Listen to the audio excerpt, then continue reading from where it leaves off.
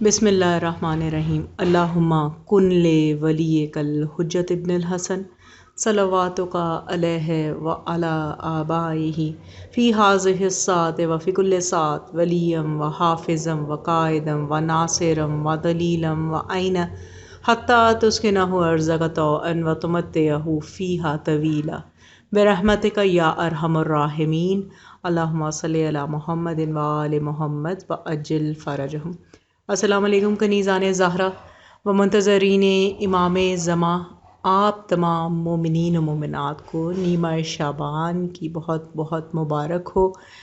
ولادت باسعادت صاحب العصر والزمان اجل اللہ تعالی فرجہ شریف کی بہت بہت مبارک ہو، اور یہ وہ مبارک رات ہے جسے شب برات کہا جاتا ہے۔ یہ اتنی عظمت و فضیلت کی رات ہے کہ اللہ ہر دعا کو نہ صرف قبول کر رہا ہوتا ہے بلکہ اس کی رحمت جوش میں ہے کہ کوئی ہے جو اور دعا مانگے اور اسے اور عطا کیا جائے۔ شیخ عباس قمی نے اپنی مشہور و معروف تصنیف مفاتیح الجناح میں اس رات کے لیے 15 اعمال تحریر کیے ہیں، لیکن میں آپ سب سے دست بستہ گزارش کروں گی کہ ان اعمال کی انجام دہی سے پہلے ایک امر، ایک کام انجام دینا بہت ضروری ہے، اور وہ یہ ہے کہ آپ نے خلوص دل سے، تہہ دل سے اپنے پروردگار سے توبہ کرنی ہے، اپنے تمام گناہوں کے لیے پروردگار ایزدی سے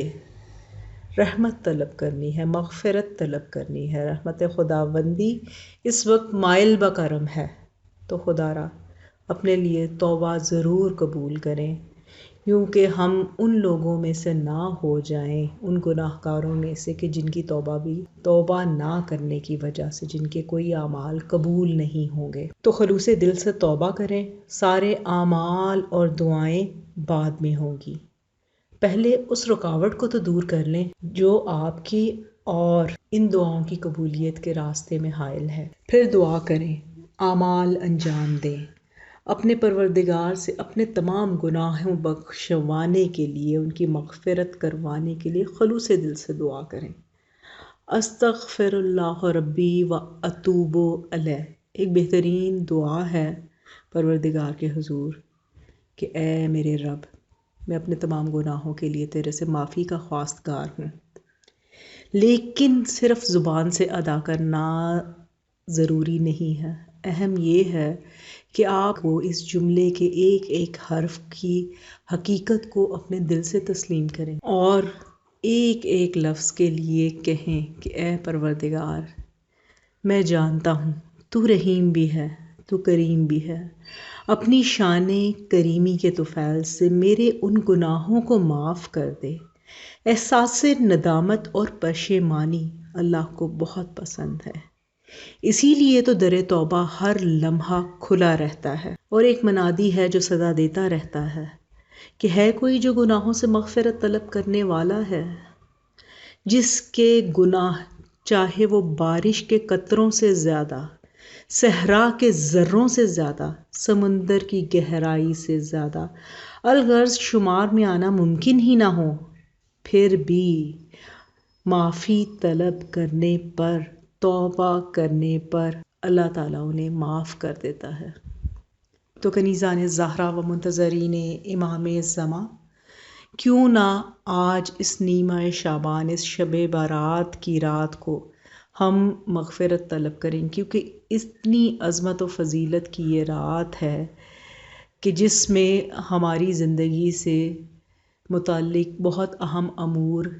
اور بالخصوص یہ مرحومین کی بھی رات، جنہیں مردوں کی رات بھی کہا جاتا ہے، تو اپنے مرحومین کے لیے ضرور اعمال انجام دیں۔ اور جو 15 اعمال ہیں اس میں غسل مغرب کے بعد آپ نے انجام دینا ہے، اور مرحومین کی مغفرت کے لیے نماز پڑھنی ہے، امام زمانہ کی سلامتی کے لیے نماز پڑھنی ہے، نماز جعفر طیار پڑھنی ہے،